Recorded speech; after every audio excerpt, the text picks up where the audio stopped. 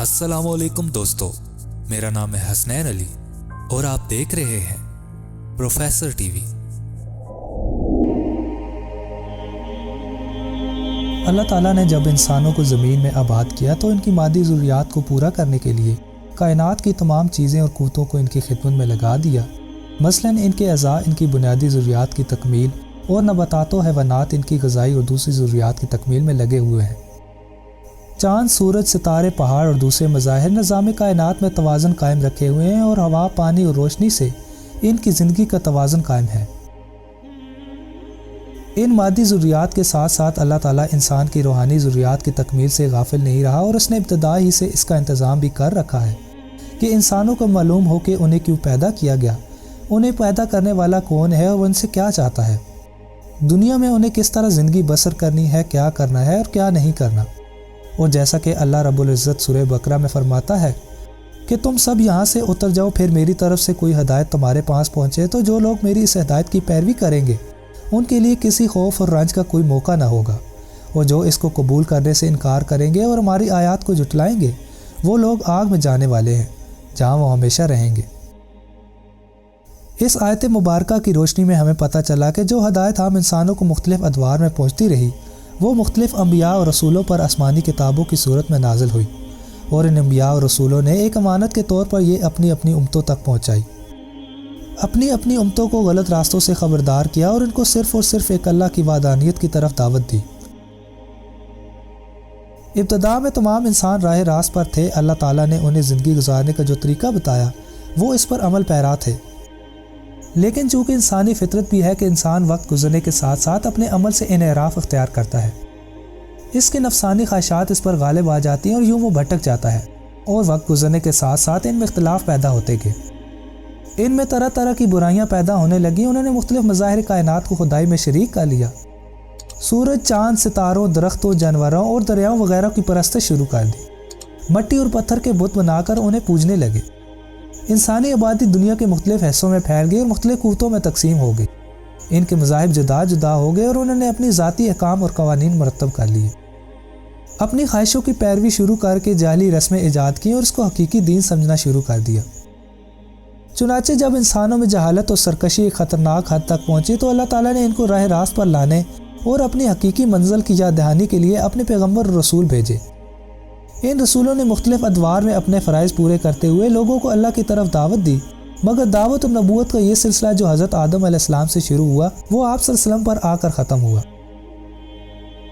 صلی اللہ علیہ وسلم پر نازل ہونے والا قرآن پاک تا قیامت تمام انسانوں کے لیے ہدایت کا ذریعہ ہے، اور ہم میں سے ہر شخص کا بحیثیت مسلمان قرآن کے متعلق یہ ایمان ہونا بھی فطرتاً لازم ہے کہ قرآن پاک اللہ تعالیٰ کا کلام ہے، یہ محمد رسول اللہ صلی اللہ علیہ وسلم پر نازل ہوا، یہ ہر اعتبار سے محفوظ ہے اور کل کا کل من و عن موجود ہے، اور اس کی حفاظت کا ذمہ خود اللہ تعالیٰ نے لیا ہے۔ یہ تین جملے قرآن سے متعلق ہمارے ایمان اور عقیدہ کا اظہار کرتے ہیں، مگر یہ ہماری آج کی ویڈیو کا موضوع نہیں۔ یہ قرآن پاک ہم انسانوں پر بحیثیت اشرف المخلوقات اور قیامت تک آنے والے انسانوں کے لیے ہدایت کا سرچشمہ بھی ہے،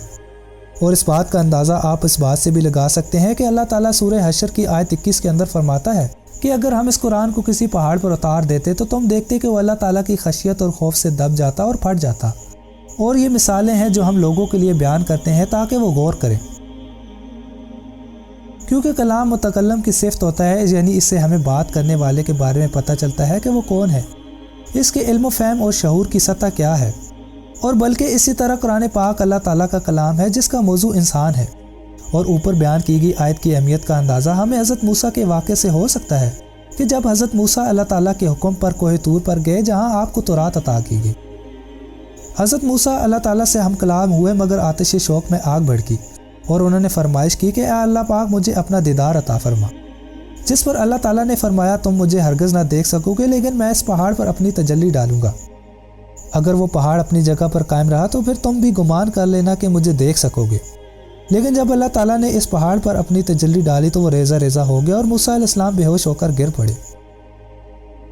قرآن پاک اللہ تعالیٰ کی عظیم کتاب ہے، اس میں کوئی شک نہیں، مگر قرآن پاک کا نزول عربی زبان ہی میں کیوں ہوا؟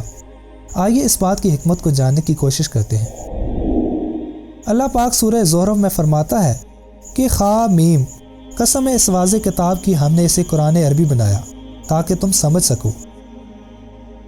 قرآن مجید کی مخاطب اول قوم حجاز میں آباد تھی، اور یہ قرآن کا عربی زبان پر احسان بھی ہے کہ آج 1400 سال گزرنے کے باوجود یہ اپنی اسی عظیم شان و شوکت سے آباد ہے۔ مگر عربی زبان میں بھی کئی بولیاں بولی جاتی ہیں۔ خود عرب میں نزول قرآن کے وقت کئی بولیاں اور لہجے تھے۔ کچھ الفاظ ایک خاص علاقے کے لیے بولے جاتے مگر دوسرے علاقوں میں یہ سمجھ سے باہر ہوتے۔ آج بھی کہنے کو مختلف ممالک مثلا مصر، لیبیا، الجزائر اور حجاز کی زبان عربی ہے، لیکن ان کے ہاں جو فصیح عربی کہلاتی ہے وہ ایک ہی ہے، جو اصل میں حجاز کے بدوؤں کی زبان تھی، اور اسی لیے پورا قرآن حجاز میں نازل ہوا۔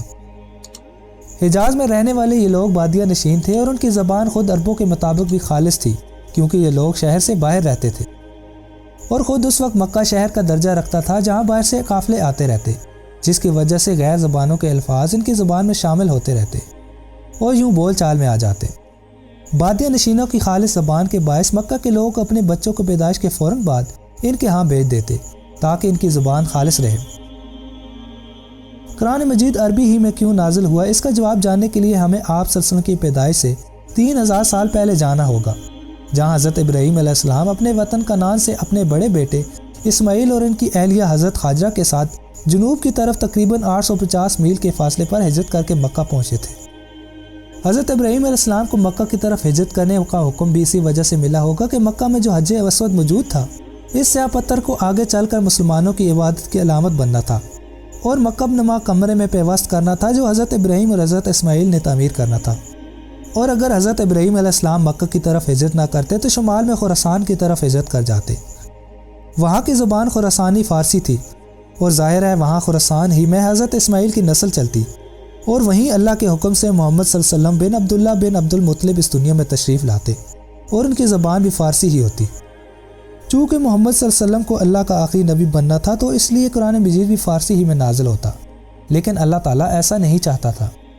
اور اگر آج بھی دیکھا جائے تو دنیا کی تمام تر ترقی یافتہ زبانیں کسی نہ کسی طرح عربی سے کم ہیں۔ عربی ہی وہ زبان ہے جس میں فعل کی شکل مذکر اور مؤنث، واحد اور جمع اور دو سے زیادہ افراد کے لیے بھی فعل کی شکل بدل جاتی ہے۔ عربی زبان میں اللہ کے احکام کا پتہ چل جاتا ہے کہ ان کا مخاطب ایک مرد ہے یا ایک عورت، دو افراد ہیں یا بہت سے افراد۔ امید ہے ہماری آج کی اس ویڈیو سے آپ کو بہت کچھ جاننے کو ملا ہوگا۔ اگر ہاں تو ہماری اس ویڈیو کو لائک کیجیے۔ ملتے ہیں اگلی ایک ایسی ہی ویڈیو میں، تب تک کے لیے اللہ نے